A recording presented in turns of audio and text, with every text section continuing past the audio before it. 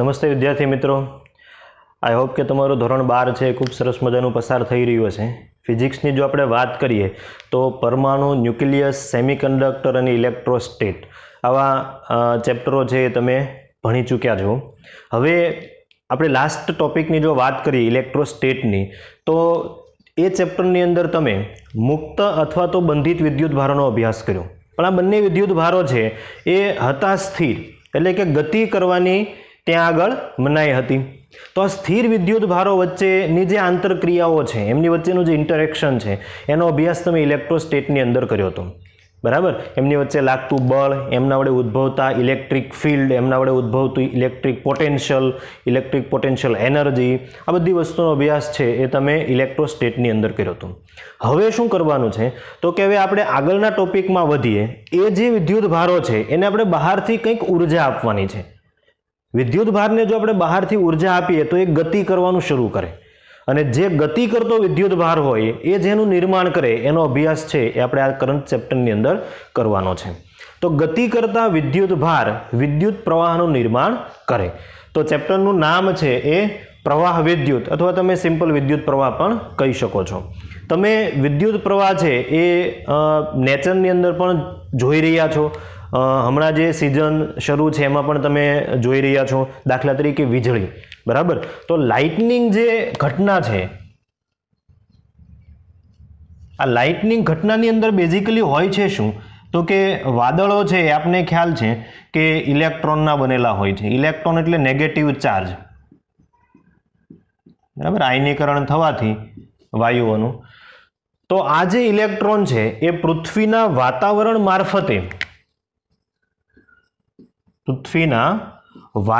મારફતે ક્યાં આગળ એન્ટર થાય છે તો કે પૃથ્વી પર, ગ્રાઉન્ડ પર એન્ટર થાય છે.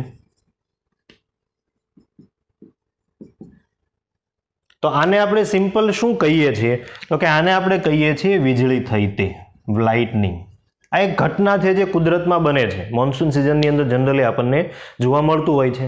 તો આ ઘટનાની અંદર શું થાય છે તો આ ઘટનાની અંદર ઇલેક્ટ્રોન એટલે એક પ્રકારનો વીજભાર વાદળમાંથી ક્યાં આગળ આવે છે તો કે ગ્રાઉન્ડ પર. ઇન શોર્ટ, વિદ્યુત ભાર છે એ ગતિ કરે છે. તો ગતિ કરતો વિદ્યુત ભાર છે એ જેનું નિર્માણ કરે એ શું છે તો કે એ છે વિદ્યુત પ્રવાહ. ઇન શોર્ટ, વીજળી એ એક પ્રકારનો શું છે વિદ્યુત પ્રવાહ છે. તમારા મનમાં એવો પ્રશ્ન થતો હશે તો વીજળી થતી વખતે આપણને જે લાઇટ દેખાય છે એ કેવી રીતે ઉત્પન્ન થાય છે, તો એ ઘટનાનો પણ આપણે લેટર ચેપ્ટરની અંદર અભ્યાસ કરવાનો છે. અહીંયા આગળ જે ઉત્પન્ન થતો વિદ્યુત પ્રવાહ છે એ અમુક 10,000 એમ્પિયરના ક્રમનો હોય છે. આટલો ખૂબ મોટા મૂલ્યનો પ્રવાહ, જે તમને ખ્યાલ છે વિનાશ સર્જવા માટે પૂરતો છે. હવે ચેપ્ટરની અંદર આપણે આગળ વધીએ. આ એક સામાન્ય ઘટના હતી જે તમારી આજુબાજુ બનતી હોય છે, બરાબર. ચેપ્ટરમાં આપણે આગળ વધીએ એના પહેલા બે શબ્દો છે એ તમારા મગજની અંદર ખૂબ સરખી રીતે ફિટ થઈ ગયેલા હોવા જોઈએ. બંને શબ્દોનું કંઈક મહત્વ છે, બંને ચેપ્ટરો છે એ અલગ અલગ છે. કયા કયા બે શબ્દો? તે બંને શબ્દો છે વિદ્યુત પ્રવાહના પ્રકાર. બે પ્રકારના વિદ્યુત પ્રવાહનો આપણે અભ્યાસ કરવાનો હોય છે. જો આપણે પ્રકારની વાત કરીએ તો એક એમાંનો છે ઓલ્ટરનેટિંગ કરંટ એટલે કે એસી, અને એક છે ડાયરેક્ટ કરંટ એટલે કે ડીસી. ઓલ્ટરનેટિંગ કરંટમાં શું હોય છે તો કે ઓલ્ટરનેટિંગ કરંટની અંદર જે પ્રવાહનું મૂલ્ય હોય છે એ મૂલ્ય સમય સાથે બદલાય.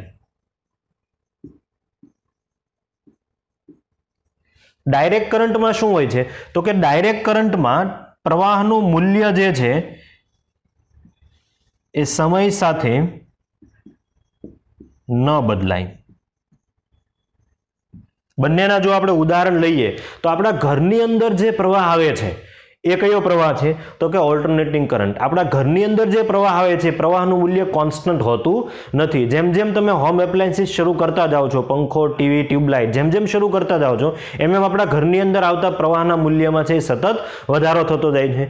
ઇન શોર્ટ, આપણા ઘરની અંદર જે આવે છે, જે ઓવરહેડ વાયરિંગ હોય છે પોલ ટુ પોલ, તો આ ઓવરહેડ વાયરિંગની અંદર પણ જે પ્રવાહ હોય છે એ કયો હોય છે તો કે ઓલ્ટરનેટિંગ કરંટ. એટલે હું અહીંયા એકદમ સિમ્પલ આપી દો, આપણા ઘરમાં આવે તે.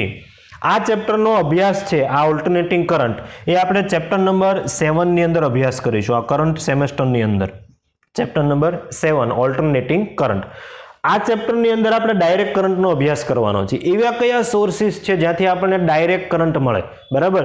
તો એમાં ખૂબ સિમ્પલ છે, એક બેટરી, બરાબર? બેટરી એટલે પછી મોબાઈલ ફોનની બેટરી આવી જાય, પેન્સિલ સેલ આવી જાય, કે વ્હીકલની બેટરી આવી જાય. આ બેટરીમાંથી આપણને જે પ્રવાહ મળે એનું મૂલ્ય સમય સાથે બદલાતું નથી. અને આ ચેપ્ટરની અંદર આપણે એવા પ્રવાહનો અભ્યાસ કરવાનો છે જેનું મૂલ્ય સમય સાથે બદલાતું હોય નહીં. ઇન શોર્ટ, ડાયરેક્ટ કરંટનો આપણે આ ચેપ્ટરની અંદર અભ્યાસ કરવાનો છે.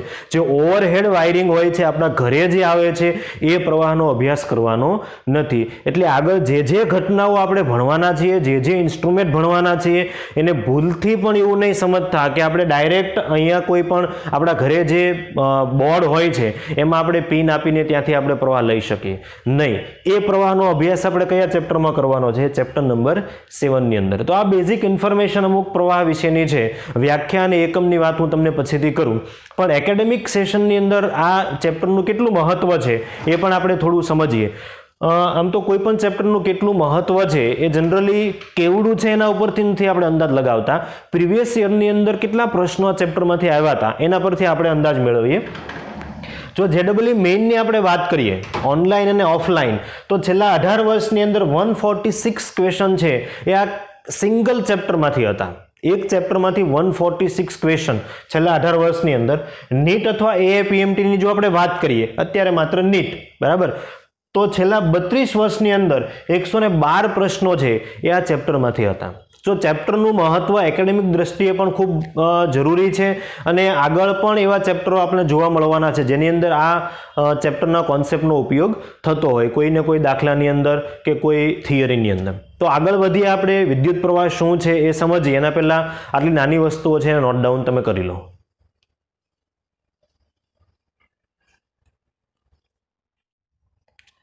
તો છોકરાઓ આગળ વધીએ. વિદ્યુત પ્રવાહ છે એની વ્યાખ્યા શું થાય એ સમજીએ, એનું સૂત્ર, એનો એકમ શું થાય તે.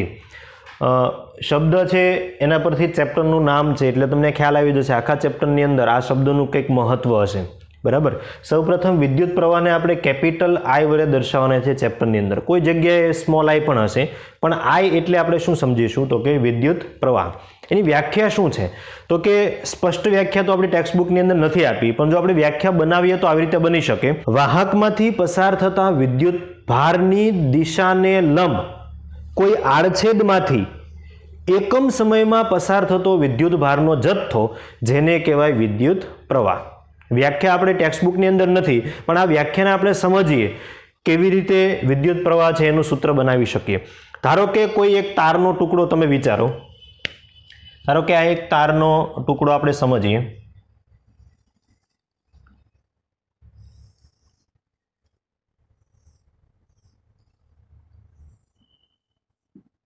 કોઈ એક સેક્શન વિચારી લઈએ. ધારો કે વિદ્યુત ભાર જે છે એ તારની લંબાઈને સમાંતર આગળ વધી રહ્યા છે, તો એને લંબ આપણે એક સેક્શન વિચારીએ.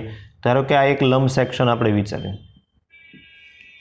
હવે આપણે ટી સમયની વાત કરીએ, અમુક ચોક્કસ સમયગાળો આપણે ધ્યાનમાં લઈએ. તો ધારો કે ટી સમયગાળો હું ધ્યાનમાં લઉં છું. ટી સમયની અંદર આપણે ઘટનાનો અભ્યાસ કરીએ તો જે સેક્શન, જે મેં ડોટેડ લાઈન ડ્રો કરી છે, આ આડછેદમાંથી આગળ તરફ જે ધન વિદ્યુત ભાર જાય છે એ વિદ્યુત ભારનો જથ્થો આપણે ધારીએ, ધારો કે Q+. ટોટલ ધન વિદ્યુત ભાર જે આ બાઉન્ડ્રી ક્રોસ કરે છે એ કેટલો છે તો કે Q+. આ ધન વિદ્યુત ભાર છે. ટોટલ ઋણ વિદ્યુત ભાર કેટલો ક્રોસ થાય છે તો કે એને આપણે લખીએ Q-, બરાબર. હું અહીંયા માઇનસ નિશાની નથી લખતો, અહીંયા મેં સફિક્સમાં લખેલું છે. એનો મતલબ થાય વિદ્યુત ભાર પોતે કેવો છે તો કે નેગેટિવ. બંને કઈ તરફ આગળ વધે છે તો કે જમણી તરફ આગળ વધે છે. અહીંયા એક વસ્તુ તમે સમજી લો, કુલ ધન વીજભાર એટલે તમારે કેવી રીતે લેવાનું છે. તો ધારો કે આ આપણી બાઉન્ડ્રી છે, બરાબર, આડછેદ છે. તો આડછેદમાંથી ધારો કે જમણી તરફ +10 કુલમ પસાર થાય છે વીજભારનો એકમ, અને ડાબી તરફ ધારો કે +7 કુલમ પસાર થાય છે, બરાબર. તો આડછેદમાંથી નેટ ધન વીજભાર કઈ તરફ કેટલો પસાર થયો તો કે 10 કુલમ છે. વધારે જથ્થામાંથી આપણે ઓછો જથ્થો જો બાદ કરીએ તો 10 - 7 એટલે +3 કુલમ કઈ તરફ ગયો કહેવાય તો +3 કુલમ જમણી તરફ ગયો કહેવાય. તો અહીંયા આગળ જે મેં Q+ લખેલું છે એ કયું છે તો કે આ જે છે એ છે Q+. પ્લસ, એટલે કે નેટ ચાર્જ. એવી જ રીતે ક્યુ માઇનસ પણ નેટ વિદ્યુતભાર છે. તો જે વ્યાખ્યા છે એ વ્યાખ્યા શું છે? તો કે એકમ સમયમાં આડછેદમાંથી પસાર થતો વિદ્યુતભાર. બરાબર, આડછેદ એકમ નથી, સમય એકમ છે. આડછેદમાંથી તો એ પસાર થાય છે વિદ્યુતભાર. તો મારે વિદ્યુત પ્રવાહની જો વ્યાખ્યા લખવી હોય અને વ્યાખ્યા પરથી સૂત્ર લખવું હોય તો કેવી રીતે બનાવી શકીએ? તો કે વિદ્યુત પ્રવાહ I ઇઝ ઇક્વલ ટુ કુલ વીજભાર એટલે કે નેટ ચાર્જ ડિવાઈડ બાય શું થઈ જશે? તો કે ટાઈમ. તો નેટ ચાર્જ કેટલો પસાર થયો છે? તો કે નેટ ચાર્જ આપણે એવું ધારી લઈએ થોડા સમય માટે Q. બરાબર, આને થોડા સમય માટે આપણે ધારી લઈએ Q અને સમયને ધારી લઈએ T. તો નેટ ચાર્જ આ સેક્શનમાંથી પસાર થાય છે તે Q plus plus minus Q minus, total charge પણ ઋણ વિદ્યુતભાર સાથે છે એટલે એની નિશાની કેવી આવશે? તો કે માઇનસ ડિવાઈડ બાય શું આવી જશે? તો કે T. ઇન શોર્ટ આપણે લખી શકીએ Q plus minus Q minus divide by T. આટલો વિદ્યુત પ્રવાહ છે એ આ સેક્શનમાંથી પસાર થયો કહેવાય. હવે આ કયા સમયની વાત થઈ? જ્યારે અમુક ચોક્કસ સમયગાળામાં અમુક ચોક્કસ જથ્થો જે છે એ આડછેદમાંથી પસાર થાય છે. પણ આવું જરૂરી નથી કે હરેક વખતે અમુક ફિક્સ ઇન્ટરવલ ઓફ ટાઈમની અંદર અમુક ફિક્સ એમાઉન્ટ ઓફ ચાર્જ છે એ આ સેક્શનમાંથી પસાર થાય. ન થતો હોય એ સમયે આપણે શું કરવું જોઈએ? તો આપણે એ સમયે અમુક ચોક્કસ સમયગાળાની અંદર કેટલો વિદ્યુતભાર પસાર થાય છે એ જોવું જોઈએ. અને એ સમયે આપણને જે પ્રવાહ મળે છે એ કયો પ્રવાહ કહેવાય? તો કે સરેરાશ પ્રવાહ. એટલે કે જ્યારે પ્રવાહ સ્થાયી ન હોય, અસ્થાયી હોય. પ્રવાહ અસ્થાયી હોવાનો મતલબ શું? તો કે ચોક્કસ સમયગાળાની અંદર એક સરખો જથ્થો પસાર ન થવો. ધારો કે પહેલી સેકન્ડની અંદર આ સેક્શનમાંથી 1 કુલમ પસાર થાય છે, બીજી સેકન્ડની અંદર 2 કુલમ પસાર થાય છે, ત્રીજી સેકન્ડની અંદર 5 કુલમ પસાર થાય છે. તો પ્રત્યેક એક સેકન્ડના સમયગાળામાં એક સરખો વિદ્યુતભાર અહીંયાથી પસાર થતો નથી. તો એને આપણે કેવો પ્રવાહ કહી શકીએ? અસ્થાયી પ્રવાહ કહી શકીએ. એટલે જ્યારે પ્રવાહ અસ્થાયી હોય એ કેસની અંદર આપણે શું કરવું જોઈએ? તો અહીંયા આગળ હું લખું પ્રવાહ અસ્થાયી હોય તો એ સમયે આપણને સરેરાશ વિદ્યુત પ્રવાહ મળે. સરેરાશ વિદ્યુત પ્રવાહને આપણે કોના વડે લખી શકીએ? સરેરાશ વીજ પ્રવાહ. તો સરેરાશ પ્રવાહ I ઇઝ ઇક્વલ ટુ શું લખી શકીએ? Delta Q divide by delta T. એટલે કે ડેલ્ટા T સમયમાં કેટલો વીજભારનો જથ્થો પસાર થયો છે? તો કે ડેલ્ટા Q જેટલો. હવે ધારો કે કોઈ વ્યક્તિને સરેરાશમાંથી તત્કાલીન વિદ્યુત પ્રવાહ જોઈએ છે તો આપણે શું કરીએ છીએ? તત્કાલીન વિદ્યુત પ્રવાહ માટે તો સમયગાળો છે એને આપણે કેવો બનાવીએ છીએ? સૂક્ષ્મ બનાવીએ છીએ. અને સમયગાળાને સૂક્ષ્મ બનાવવા માટે થઈને આપણે લિમિટ લેવી પડે મેથ્સ પ્રમાણે. તો એ આપણે લખી શકીએ I is equal two limit. કોને લિમિટ આપવાની છે? તો કે સમયગાળાને. ડેલ્ટા T ટેન્ડ્સ ટુ કેટલો કરવાનો છે? તો કે 0. સમયગાળાને તમે નાનો જ કરતા જાઓ તો એક સમયગાળો તમને તત્કાલીન વિદ્યુત પ્રવાહ આપે. તો આપણે અહીંયા delta Q divide by delta T શું લખી શકીએ? તો કે dq ડિવાઈડ બાય dt. તો આ સમીકરણ તમારે કમ્પલસરી યાદ રાખવાનું છે. I ઇઝ ઇક્વલ ટુ શું થઈ જશે? dq divide by dt. બંનેમાં કોઈ ફેરફાર નથી. આ મેં જનરલ સૂત્ર તમને સમજાવ્યું I is equal to q by t. બરાબર, અને આ મેં તમને એવું સમીકરણ સમજાવ્યું જ્યારે તમારે તત્કાલીન વિદ્યુત પ્રવાહ શોધવાની જરૂર પડતી હોય. એટલે કે વિદ્યુતભારનો જથ્થો છે એ સમય સાથે કોન્સ્ટન્ટ ન હોય, બદલાતો હોય એ કેસની અંદર. હવે આપણે જો એકમની વાત કરીએ તો એકમ આપને ખ્યાલ છે સૂત્ર પરથી જ બનાવવાના હોય છે. બે પ્રકારના એકમની આપણે અહીંયા વાત કરીએ. ધારો કે SI એકમની આપણે વાત કરીએ તો SI એકમ શું થઈ જશે? તો અહીંયા સૂત્ર શું બને છે? dq બાય dt અથવા તો q બાય t કોઈ પણ લઈ શકો. અંશમાં છે નેટ ચાર્જ એટલે કે વિદ્યુતભાર. તો વિદ્યુતભારનો એકમ શું થઈ જાય? તો કે કુલમ. છેદમાં છે ટાઈમ એટલે આપણે શું લખી શકીએ? તો કે સેકન્ડ. તો કુલમ પર સેકન્ડ એ વિદ્યુત પ્રવાહનો SI એકમ થઈ ગયો. અને તમે વિદ્યુત પ્રવાહનો એક બીજો એકમ પણ લખી શકો છો, અથવા એમ્પિયરની યાદમાં આપણે એને કેપિટલ A પણ લખીએ છીએ.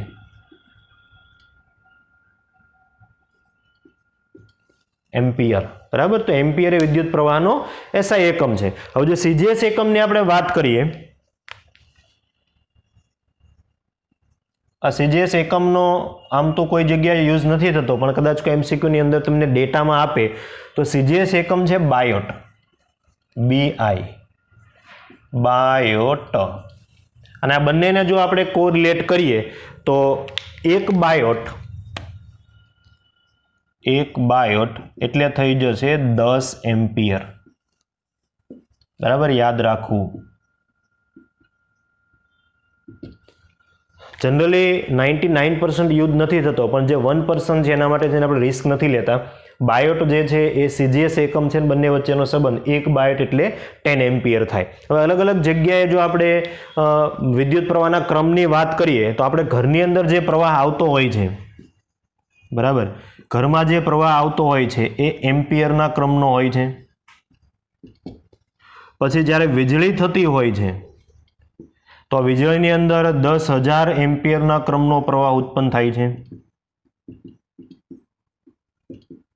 બરાબર. અને આપણી નર્વસ સિસ્ટમ એટલે શું? તો કે માનવ ચેતા. બરાબર. તો માનવ ચેતાની અંદર આપણી જે ચેતાઓ હોય છે એની અંદર અમુક માઇક્રો એમ્પિયરના ક્રમનો વિદ્યુત પ્રવાહ જે છે એ પસાર થતો હોય છે. આપણે જાણીએ છીએ બેટરીની શોધ છે એ પેલા દેડકાની અંદર 2 ઇલેક્ટ્રોડ રાખીને થઈ હતી.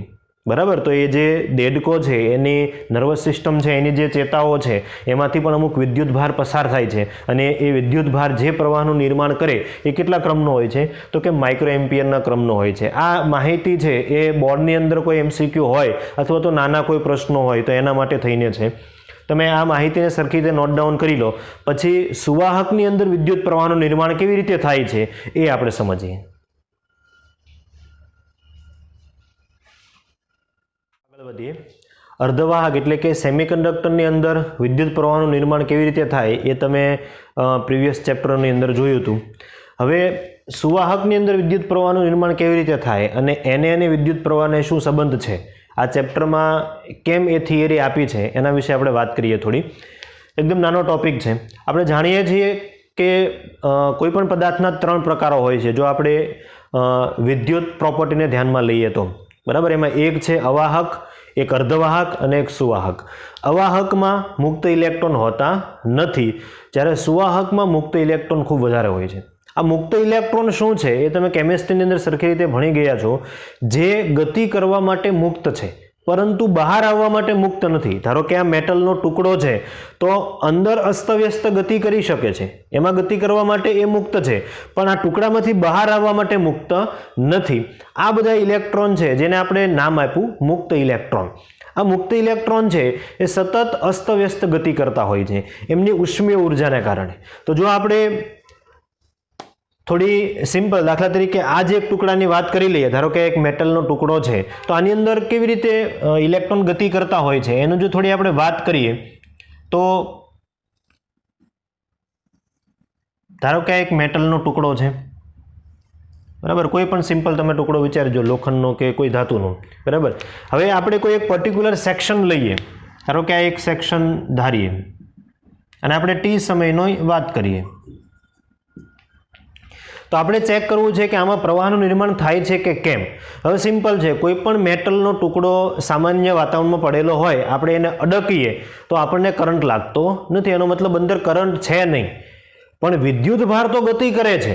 તો વિદ્યુત ભાર ગતિ કરતો હોવા છતાં કેમ આપણને કરંટ લાગતો નથી? આ એક મોટો પ્રશ્ન છે. કરંટ નહીં લાગવાનું કારણ શું છે? તો એ કારણ તમને હું અહીંયા સમજાવું.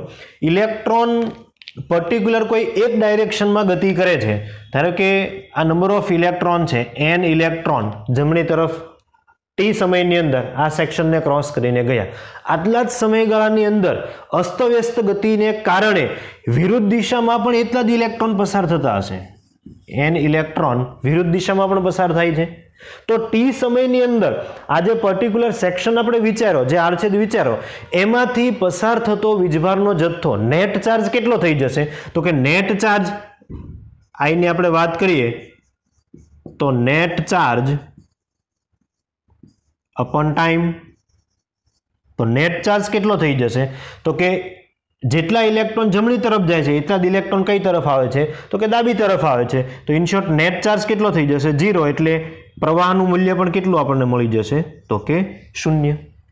તો જ્યારે પણ કોઈ મેટલનો ટુકડો સામાન્ય વાતાવરણની અંદર પડેલો હોય ત્યારે કોઈ આડછેદમાંથી પસાર થતા વિદ્યુત ભારની સંખ્યા જેટલી જમણી તરફ હોય એટલી જ કઈ તરફ હોય છે ડાબી તરફ. એટલે નેટ ચાર્જ કેટલો થઈ જાય છે Q = 0 અને Q = 0 એટલે પ્રવાહ પણ કેવો થઈ જાય છે તો કે 0 થઈ જાય છે. હવે જો આ બધા જ ઇલેક્ટ્રોનને જે ફ્રી છે એને પર્ટિક્યુલર કોઈ એક જ દિશામાં દોડાવવા હોય તો આપણે શું કરવું જોઈએ? બરાબર. અત્યારે શું થાય છે તો કે અમુક ઇલેક્ટ્રોન છે જમણી તરફ જાય છે, અમુક ઇલેક્ટ્રોન છે ડાબી તરફ આવે છે, મન ફાવે ત્યાં આગળ એ લોકો ગતિ કરે છે. પરંતુ બધાને પર્ટિક્યુલર એક જ ડાયરેક્શનમાં ગતિ કરાવવી હોય તો શું કરવું? તો આપણને ખબર છે કે આ સેમ ટુકડો જે છે એને આપણે બાહ્ય ક્ષેત્રની અંદર મૂકીએ, ઇલેક્ટ્રિક ફિલ્ડ. આ ઇલેક્ટ્રિક ફિલ્ડ છે એ આ ઇલેક્ટ્રોન પર બળ લગાવશે અને પર્ટિક્યુલર એક ડાયરેક્શનમાં ગતિ કરવા માટે મજબૂર કરશે. અને પર્ટિક્યુલર જો એક ડાયરેક્શનમાં ગતિ થશે તો કોનું નિર્માણ થયું એમ કહેવાય? વિદ્યુત પ્રવાહનું નિર્માણ થયું એમ કહેવાય. તો સિમ્પલ આ જે થિયરી મેં તમને સમજાવી એક ક્ષેત્રની ગેરહાજરીમાં છે. બાહ્ય ક્ષેત્રની ગેરહાજરી. બરાબર. તો જે ઇલેક્ટ્રોન ગતિ કરે છે એ ઉષ્મીય ઉર્જાના કારણે ગતિ કરે અને અસ્તવ્યસ્ત ગતિ હોવાને કારણે કોઈ સેક્શન વિચારો તો ત્યાં આગળ પસાર થતો નેટ ચાર્જ કેટલો થઈ જશે 0. હવે ધારો કે સેમ ટુકડો જે છે એની બંને બાજુ આપણે મોટી અવાહક તકતીઓ રાખી દઈએ. ફોર એક્ઝામ્પલ આ જે છે એ આપણો ટુકડો છે, ધારો કે આ આપણો ટુકડો છે અને બે મોટી પ્લેટ જે છે અવાહક પ્લેટ એને આપણે અહીંયા રાખી દઈએ.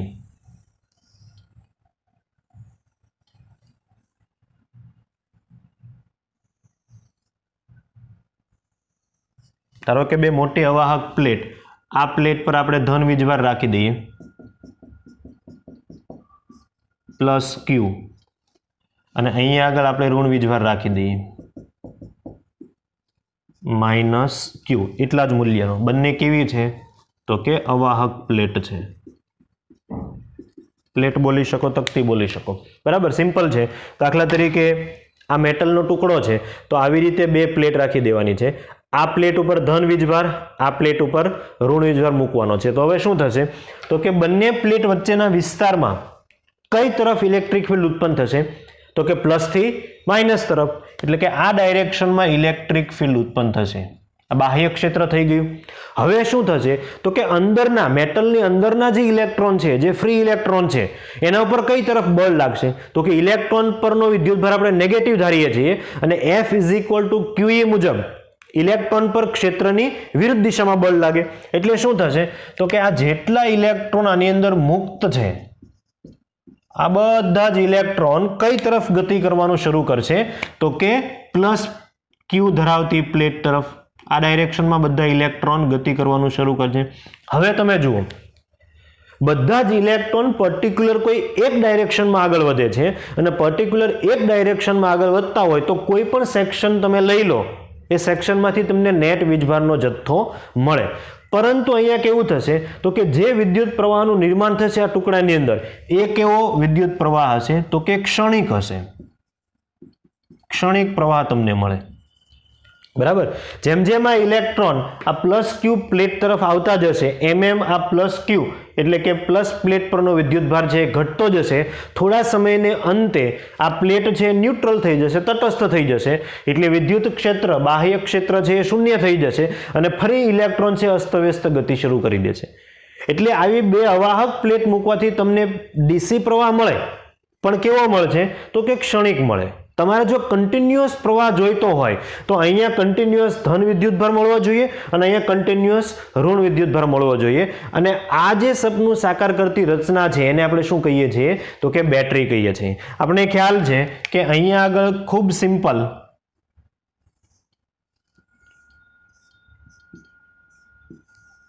આને જો આપણે બેટરી કહેતા હોઈએ તો બેટરીમાંથી કન્ટિન્યુઅસ અહીંયા આગળ ધન વીજભાર મળે છે, બેટરીમાંથી કન્ટિન્યુઅસ અહીંયા આગળ ઋણ વીજભાર મળે છે. અને આની અંદર આપણે શું ભરી દીધું હશે તો કે આની અંદર આપણે દ્રાવણ ભરી દીધું હશે, ઇલેક્ટ્રોલાઇટ જેને આપણે કહીએ છીએ.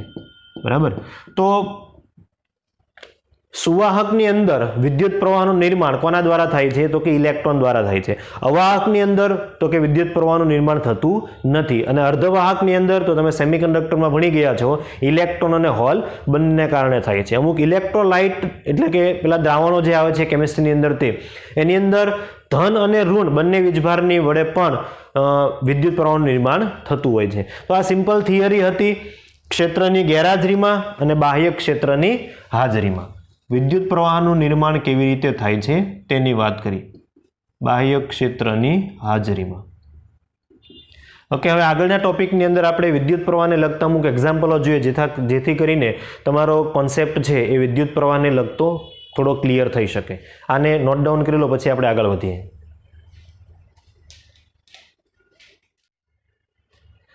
એક સિમ્પલ એક્ઝામ્પલથી આપણે શરૂઆત કરીએ ચેપ્ટરની. વાહકના કોઈ આડછેદમાંથી ટી સમયે પસાર થતો વિદ્યુત ભારનો જથ્થો એક સમીકરણ દ્વારા આપણને આપેલો છે. બરાબર, વિદ્યુત ભાર છે એ કુલમમાં છે અને સમય સેકન્ડમાં છે. તો ટી ઇઝ ઇક્વલ ટુ 2 સેકન્ડની વિદ્યુત પ્રવાહ શોધો. એટલે કે જે આડછેદ આપણે વિચારીએ છીએ આડછેદમાંથી પસાર થતો વિદ્યુત પ્રવાહ પણ કયા સમયે? ટી ઇઝ ઇક્વલ ટુ 2 સેકન્ડે શોધો. તો અહીંયા આગળ જે આપણને વિદ્યુત ભાર છે એ સમય પ્રમાણે બદલાય છે એનું ઇક્વેશન આપણને આપવામાં આવ્યું છે 60² - 3t + 5. તો સોલ્યુશન આપણી પાસે એકદમ સિમ્પલ છે.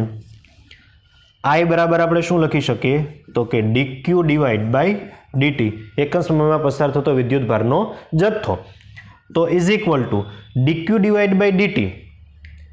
તો આનું t ની સાપેક્ષે આપણે વિકલન કરીએ તો એ થઈ જશે 12t - 3. 5 કોન્સ્ટન્ટ એટલે વિકલન 0 થઈ જશે. પણ આ જે પ્રવાહ છે એ કયા સમયે મળે છે? તો કે t સમયે મળે છે. આપણે કયા સમયે જોઈએ છે? t is equal two 2 second.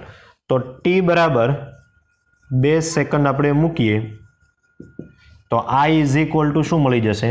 તો કે 12 × 2 24 - 3 એટલે કે 21 એમ્પિયર. એકદમ સિમ્પલ એક્ઝામ્પલ છે, સરખી રીતે નોટડાઉન કરી લો, પછી આપણે આગળ વધીએ. ક્વેશ્ચન તમારી સ્ક્રીન પર છે. કોઈ વાહકમાંથી I is equal two I0 + α t ampere જેટલો પ્રવાહ પસાર થાય છે. I0 10 એમ્પિયર અને આલ્ફા 5 એમ્પિયર પર સેકન્ડ છે. તો 2 સેકન્ડમાં પસાર થતો વિદ્યુત ભાર શોધો. અહીંયા આગળ જે આપેલું છે એને આપણે જો લિસ્ટ આઉટ કરીએ તો એક પ્રવાહ આપેલો છે, પ્રવાહનું ફંક્શન છે I is equal two I0 alpha t. એમાં I0 આપણને આપી દીધો, આલ્ફા આપી દીધો, તો I નું સમીકરણ થઈ જશે 10 + 5t એમ્પિયર. ઓકે, આ થઈ ગયું. 2 સેકન્ડમાં પસાર થતો વિદ્યુત ભારનો આપણે જથ્થો જોઈએ છે. તો જે સમીકરણ જાણીએ છીએ ત્યાંથી જ આપણે આગળ વધીએ. વિદ્યુત પ્રવાહનું સમીકરણ શું થઈ જશે? I is equal two dq / dt. તો dq ને કરતા બનાવીએ તો dq ઇઝ ઇક્વલ ટુ શું થઈ જશે? I dt. dt જેટલા સમયગાળામાં જો પ્રવાહ I જેટલો હોય તો કેટલો જથ્થો પસાર થતો હશે? dq. હવે આ dt જેટલા બધા જ સમયગાળાનો સરવાળો કરીને 2 સેકન્ડ સુધી આપણે જવાનું છે. તો સંકલન કરીએ તો સંકલન dq ઇઝ ઇક્વલ ટુ સંકલન I dt. તો લિમિટ ક્યાંથી ક્યાં સુધી મૂકવાની છે? તો કે t ઇઝ ઇક્વલ ટુ 0 થી લઈને t is equal two 2 second. પણ એવું ધારીએ કે 0 થી 2 સેકન્ડમાં પસાર થતો ટોટલ વીજભાર જે છે સંકલન dq એ છે q. તો આ થઈ જશે સંકલન 0 to 2 I નું આપણે જે ફંક્શન આપેલું છે તે લખીએ 10 + 5t × dt. ઓકે, ઇન્ટિગ્રેશનનું એક સ્ટેપ હું તમને અહીંયા લખી દઉં. તો q ઇઝ ઇક્વલ ટુ થઈ જશે 10 નું ઇન્ટિગ્રેશન થઈ જશે 10t + 5t નું ઇન્ટિગ્રેશન થઈ જશે 5t² / 2. લિમિટ આપવાની છે 0 to 2. ઓકે, કેલ્ક્યુલેશન આપણે કરીએ તો આપણે આન્સર મળે 30 કુલમ, જે 2 સેકન્ડમાં કોઈ વાહકના આડછેદમાંથી પસાર થતો વિદ્યુત ભારનો જથ્થો છે. નોટ ડાઉન કરી લો, પછી આપણે આગળ વધીએ. વિદ્યુત પ્રવાહનો એક એક્ઝામ્પલ જોઈએ. NCERT સ્વાધ્યાયમાં 3.14 નંબરનો દાખલો છે, જે તમારી સ્ક્રીન પર છે. જુઓ, પૃથ્વીની સપાટી પર ઋણ વિદ્યુત ભારની પૃષ્ઠ ઘનતા 10⁻⁹ કુલમ પર મીટર સ્ક્વેર છે. વાતાવરણના ટોચના ભાગ અને સપાટી વચ્ચેના 400 કિલોવોલ્ટના સ્થિતિમાનના તફાવતને પરિણામે આખી પૃથ્વી પર ફક્ત 1800 એમ્પિયર જેટલો પ્રવાહ રચાય છે. હવે જો વાતાવરણમાં ક્ષેત્ર જાળવી શકે એવી કોઈ પ્રણાલી ના હોય તો પૃથ્વીની સપાટીને તટસ્થ કરવા માટે અંદાજિત કેટલો સમય લાગશે? અને પૃથ્વીની ત્રિજ્યા આપણને આપી છે 6.37 ઇન્ટુ 10⁶ મીટર. તો જે ડેટા આપેલો છે એને હું તમને પહેલાં અહીંયા લિસ્ટ બનાવીને આપું. તો એક આપેલો છે પૃષ્ઠ ઘનતા, જેને આપણે સિગ્મા કહીએ છીએ. તમે ઇલેક્ટ્રોસ્ટેટિકની અંદર જાણો છો 10⁻⁹ કુલમ પ્રતિ મીટર સ્ક્વેર, આટલી પૃષ્ઠ ઘનતા છે. પછી વિદ્યુત સ્થિતિમાનનો તફાવત આપ્યો છે, પ્રવાહ આપેલો છે 1800 એમ્પિયર, પૃથ્વીની ત્રિજ્યા આર લઈએ આપણે 6.37 જેણે આપેલી છે ઇન્ટુ 10⁶ મીટર. ઓકે, અને સમય ટી જોઈએ છે. દાખલાને બરાબર તમે પહેલાં સમજી લો. તમને એવું કહેવામાં આવ્યું છે કે પૃથ્વીની સપાટી છે એને તટસ્થ થવા માટે કેટલો સમય લાગે. જો હું આકૃતિ નાની ડ્રો કરું તો એ કંઈક આવી રીતે થશે. આ ધારો કે પૃથ્વી છે, બરાબર, આર ત્રિજ્યા આપણે લઈએ. તો પૃથ્વીની સપાટી પર આપણે જાણીએ છીએ કયો વિદ્યુતભાર છે? નેગેટિવ ચાર્જ છે. ધારો કે પૃથ્વીની સપાટી પર નેગેટિવ ચાર્જ છે. તો પ્રશ્ન બરાબર તમે સમજી લો. તમને એવું કહેવામાં આવ્યું છે કે પૃથ્વીના વાતાવરણમાંથી જે ધન વીજભાર આવે છે એ કેટલા એમ્પિયરનો પ્રવાહ બનાવે છે? તો કે 1800 એમ્પિયરનો પ્રવાહ બનાવે છે. તો આ ધન વીજભાર કેટલા સમય સુધી આવવો જોઈએ વાતાવરણમાંથી, જેથી કરીને પૃથ્વીની સપાટી તટસ્થ થઈ જાય? આપણે જાણીએ છીએ અહીંયા ઋણ વીજભાર છે, મારે આને તટસ્થ કરવી હોય તો કયો વીજભાર લાવવો પડે? ધન વીજભાર લાવવો પડે. તો વાતાવરણમાંથી જે ધન વીજભાર છે એ કેટલા સમય સુધી આપણે લાવવો જોઈએ જેથી કરીને પૃથ્વીની સપાટી છે એ ન્યુટ્રલ થઈ જાય? અહીંયા જે પ્રવાહ રચાય છે આ ધન વીજભાર આવવાને કારણે, એ પ્રવાહ આપણને આપેલો છે 1800 એમ્પિયર. તો પહેલાં આપણે એ ગણવું જોઈએ કે પૃથ્વીની સપાટી પર ટોટલ કેટલો ઋણ વીજભાર છે. તટસ્થ કરવી હોય તો એટલો જ તમારે બહારથી ધન વીજભાર લાવવો પડશે. તો પહેલાં પૃથ્વીની સપાટી પર જે વીજભાર છે એ લખું. પૃથ્વીની સપાટી પરનો કુલ ઋણ વીજભાર. ઓકે, આપણી પાસે સિગ્મા છે 10⁻⁹ કુલમ પર મીટર સ્ક્વેર. તો સિગ્મા એટલે આપણને ખ્યાલ છે, સિગ્મા ઇઝ ઇક્વલ ટુ શું થઈ જશે? તો કે ક્યુ ડિવાઈડ બાય એ, એટલે કે ક્યુ ડિવાઈડ બાય એરિયા. તો પૃથ્વીનો એરિયા કેટલો થઈ જશે? 4πr². તો ક્યુ ઇઝ ઇક્વલ ટુ શું થઈ ગયું? Sigma into 4πr². આટલો ઋણ વીજભાર ક્યાં આગળ હાજર છે? તો કે પૃથ્વીની સપાટી પર હાજર છે. હવે વાતાવરણમાંથી મારે 1800 એમ્પિયર પ્રવાહ રચાય એવી રીતે ધન વીજભારને લાવવાનો છે, નહીં કે એક સાથે બધો ધન વીજભાર લાવી દેવાનો છે. બરાબર? કેટલો પ્રવાહ રચાવો જોઈએ? 1800 એમ્પિયર. તો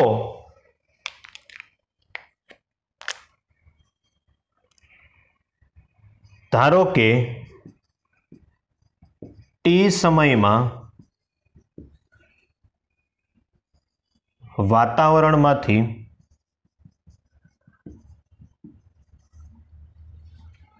આટલા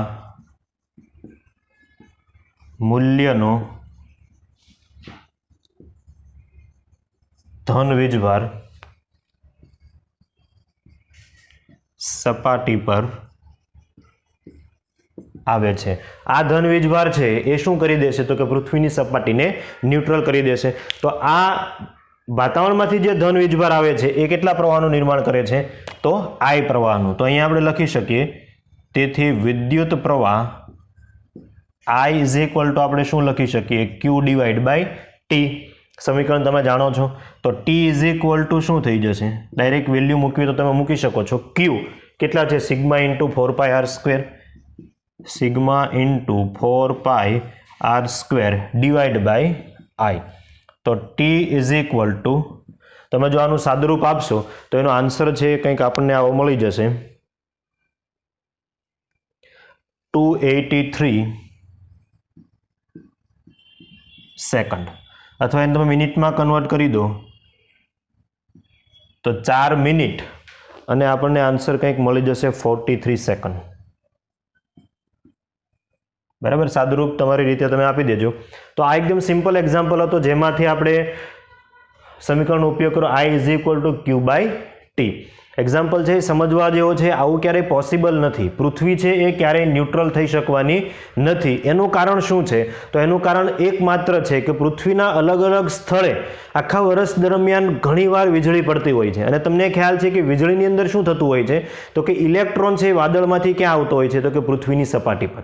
તો આ કન્ટિન્યુઅસ આખા વર્ષ દરમિયાન પૃથ્વીની સપાટી પર કોઈક ને કોઈક જગ્યાએ વીજળી પડવાને કારણે આ જે વીજભાર છે, ઋણ વીજભારનો જથ્થો, એ ક્યારેય પણ ન્યુટ્રલ થઈ શકવાનો નથી. એટલે મનમાં તમને એવો પ્રશ્ન હોય કે વીજળી થાય ત્યારે તો ઋણ વીજભાર આવે છે, એવું તમે હમણાં વાત કરી હતી, અને અહીંયા તમારે ધન વીજભારને લાવવાનો છે. તો બંને વીજભાર પૃથ્વીની સપાટી પર આવે જ છે, પણ ઋણ વીજભારનો જથ્થો કેવો છે? વધારે છે. ઓકે, નોટ ડાઉન કરી લો સરખી રીતે દાખલાને.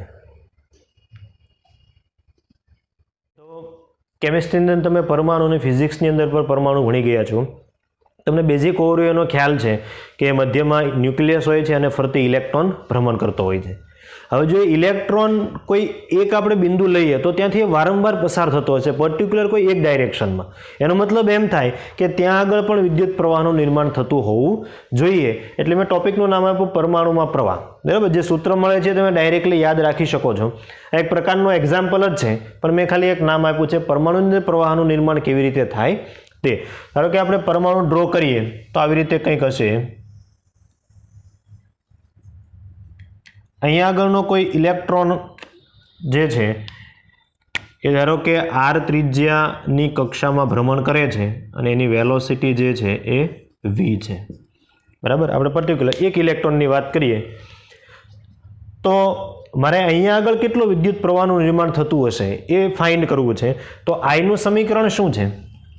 I is equal to Q divide by T. T સમયમાં પસાર થતો વિદ્યુત ભારનો જથ્થો. હવે અહીંયા આગળ જે સમય છે એ મારી પાસે કોઈ નોન ટાઈમ હોવો જોઈએ, અને નોન ટાઈમની અંદર કેટલો વીજભારનો જથ્થો પસાર થાય છે એ પણ મને ખબર હોવી જોઈએ. તો અને તો જ હું પ્રવાહ ફાઇન કરી શકું. હવે નોન ટાઈમની જ્યારે વાત આવતી હોય અને ગતિ વર્તુળાકાર હોય ત્યારે આપણી પાસે આવર્તકાળ છે. આપણે ખબર છે કે પર્ટિક્યુલર ધારો કે આ પોઈન્ટની આપણે વાત કરતા હોઈએ તો એક આવર્તકાળ જેટલા સમયમાં ઇલેક્ટ્રોન છે એ અહીંયા ફરી પાછો આવશે. એનો મતલબ એમ થાય કે ઈ જેટલો વિદ્યુત ભાર છે એ એક આવર્તકાળ જેટલા સમયમાં આ પોઈન્ટ પાસેથી પસાર થશે. અહીંયા આગળ આપણે નાનો આડછેદ વિચારી લઈએ. તો અહીંયા મારે લખવું હોય તો શું લખી શકું? I is equal to E divide by T. Capital T સમયમાં અહીંયાથી કેટલો વિદ્યુત ભાર પસાર થતો હશે? તો કે E જેટલો. મેં મૂલ્ય લીધું છે એટલે કોઈ એવી ચિંતા નહીં કરતા કે ઇલેક્ટ્રોન છે તો એ માઇનસ કેમ નથી લેતું. બરાબર, વિદ્યુત પ્રવાહ છે એનું મૂલ્ય મારે અહીંયા એમ વિદ્યુત પ્રવાહ છે અદિશ ભૌતિક રાશિ છે. હવે કેપિટલ ટીની આપણે જો કિંમત અહીંયા મૂકીએ તો વેલોસિટી મને આપેલી છે, ટી મને નથી આપેલો. તો અહીંયા આવર્તકાળને રિપ્લેસ કરવો પડશે મારે કોના વડે? તો કે v વડે અને r વડે. તો વેલોસિટીનું સમીકરણ શું થાય? v ઇઝ ઇક્વલ ટુ અંતર ભાગ્યા સમય. કોઈ ચોક્કસ સમયગાળામાં કપાતું અંતર, તો મારી પાસે ફરી હું એ જ આવર્તકાળનો ઉપયોગ કરું. કેપિટલ ટી જેટલા સમયગાળામાં કેટલું અંતર કવર થશે? તો કે પરિઘ જેટલું. એટલે અહીંયા આપણે કેટલું લખી શકીએ? તો કે 2πr. તો કેપિટલ ટી જે છે એને આપણે રિપ્લેસ કરીએ અહીંયા તો E ડિવાઈડ બાય શું થઈ જશે? ટીને અહીંયાથી કરતા બનાવીએ તો 2πr અંશમાં શું જતું રહેશે? તો કે v. તો આ થઈ ગયો વિદ્યુત પ્રવાહ જે પરમાણુની અંદર રચાતો હોય તે. ઘણીવાર તમે કોઈ ચેપ્ટરની અંદર આવી રીતે પણ જોશો 1/T એટલે શું થઈ જાય? તો કે આવૃત્તિ. તો અહીંયાથી તમે એક સૂત્ર આવું પણ બનાવી શકો, I is equal two EF. Generally magnetism જ્યારે આપણે શરૂ કરીશું ત્યારે આ કોન્સેપ્ટની તમારે જરૂર પડવાની છે. તો નોટ ડાઉન કરી લો, પછી આપણે આગળના દાખલામાં વધીએ. આગળનું એક્ઝામ્પલ જુઓ બાળકો, તમારી સ્ક્રીન પર છે. પોતાના પરિઘ પર લેમડા જેટલી રેખીય વિદ્યુતભાર ઘનતા ધરાવતી r ત્રિજ્યાની એક રિંગ તેના સમતલને લંબ એવી અક્ષને અનુલક્ષીને ઓમેગા જેટલી કોણે ઝડપથી ભ્રમણ કરતી હોય તો આ રીતે કેટલા વિદ્યુત પ્રવાહનું નિર્માણ થાય? કોઈ એક રિંગ છે એની રેખીય વિદ્યુતભાર ઘનતા આપણને આપી દેવામાં આવી છે જેની ત્રિજ્યા છે r, સમતલને લંબ અક્ષને અનુલક્ષીને ભ્રમણ કરે છે. તો જે ઘટના આપી છે એને આપણે જો અહીંયા સરખી રીતે ડ્રો કરીએ તો આવી રીતે કંઈક છે. એક રિંગ છે,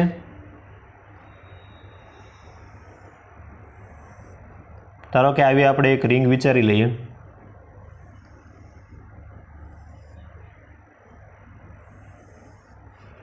આ રિંગની ત્રિજ્યા આપણને આપી દેવામાં આવી છે r.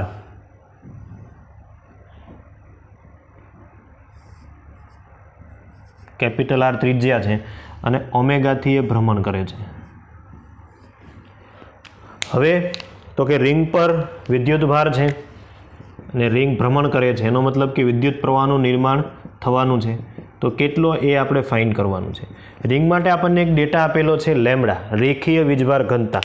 અચ્છા, રેખીય વીજભાર ઘનતા એટલે આપણે શું લખી શકીએ? રેખીય વીજભાર ઘનતા લેમ્બડા આપણને આપેલી છે. તો રેખીય વીજભાર ઘનતા લેમ્બડાનું મારે સૂત્ર લખવું હોય તો હું કેવી રીતે લખી શકીએ? તો આનું આપણે અર્થઘટન આગળના ચેપ્ટરમાં કરી ગયા. એકમ લંબાઈ દીઠ વીજભાર, બરાબર, એકમ લંબાઈ દીઠ વીજભાર. તો અહીંયા લખી દઉં એકમ લંબાઈ દીઠ વીજભાર. તો આખી રિંગ પરનો મારો જો વિદ્યુતભાર ફાઇન્ડ કરવો હોય તો હું કેવી રીતે લખી શકું? તો કે એકમ લંબાઈ દીઠ લેમ્બડા. તો મારી પાસે લંબાઈ કેટલી છે? તો કે સંપૂર્ણ પરિઘ જેટલી. સંપૂર્ણ પરિઘ જેટલી એટલે કે 2πr. તો મારે જો ટોટલ રિંગ પરનો વીજભાર લખવો હોય તો હું કેટલો લખી શકું?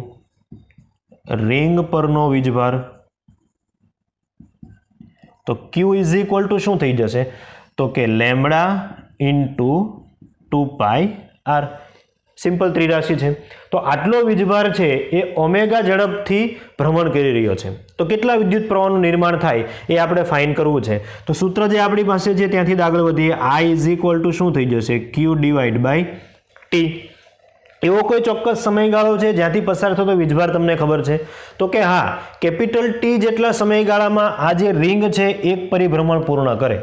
ઇન શોર્ટ, કોઈ પણ એક સેક્શન તમે વિચારો, ધારો કે આ એક સેક્શન હું વિચારતો હોઉં તો અહીંયાથી કેપિટલ ટી સમયમાં કેટલો વીજભાર પસાર થઈ જશે? તો કે રિંગ પરનો સંપૂર્ણ એટલે કે કેટલો? તો કે Q જેટલો. તો મારે અહીંયા લખવું હોય તો હું શું લખી શકું? તો Q મારી પાસે છે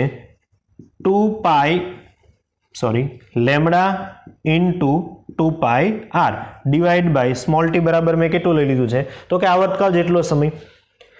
તો ધારો કે ઓમેગા છે તો મારે વેલોસિટી લખવી હોય તો હું કેવી રીતે લખી શકું? તો v is equal to 2πr divide by T. તો મારે જો રિપ્લેસ કરવું હોય તો હું કેવી રીતે કરી શકું? તો અહીંયા મારી પાસે છે 2πr ડિવાઈડ બાય ટી. તો અહીંયા થઈ જશે લેમ્બડા ઇન્ટુ શું લખી શકું હું? v. ફરી v તો મારે એક્ઝામ્પલની અંદર છે નહીં, તો v ને મારે રિપ્લેસ કરવો પડશે. કોના વડે? ઓમેગા વડે. તો અહીંયા ફરી આપણે v બરાબર પણ શું લખી શકીએ? તો કે ઓમેગા r. તો આ શું થઈ ગયું? Lambda into omega r. આટલા વિદ્યુત પ્રવાહનું નિર્માણ છે એ આ રિંગની અંદર થતું હોય એવું આપણે કહી શકીએ. તો આ હતા વિદ્યુત પ્રવાહને લગતા અલગ અલગ એક્ઝામ્પલ. કોઈ ગ્રાફનો એક્ઝામ્પલ આવ્યો તો પણ તમે સોલ્વ કરી શકો છો. દાખલા તરીકે આવી રીતે I વર્સિસ T નો આલેખ તમને આપી દીધો હોય, I વર્સિસ T નો આલેખ, ધારો કે અહીંયા 10 છે અને અહીંયા 10 છે. તમને એવું કહેવામાં આવે છે કે 10 સેકન્ડને અંતે કેટલો વિદ્યુતભારનો જથ્થો પસાર થતો હશે. તો સિમ્પલ છે કે ભાઈ I વર્સિસ T ના આલેખ દ્વારા જે ક્ષેત્રફળ ઘેરાય છે, આ ક્ષેત્રફળ તમને શું આપવાનું છે? તો ક્ષેત્રફળ એ જ તમને શું આપશે? તો કે વીજભાર આપશે 1/2 પાયો ગુણ્યા વેધ. એટલે આવા ગ્રાફિકલ કોઈ ક્વેશ્ચન હોય તો એ પણ તમે એટેમ્પ્ટ કરી શકો છો. તો આ હતો વિદ્યુત પ્રવાહને લગતો સેક્શન. હવે આપણે આગળના સેશનની અંદર વિદ્યુત પ્રવાહને લગતો એક નિયમ છે જેને આપણે ઓહમનો નિયમ કહીએ છીએ એ આપણે જોવાનો છે. જોતા પહેલા આને સરખી રીતે નોટ ડાઉન કરી લો.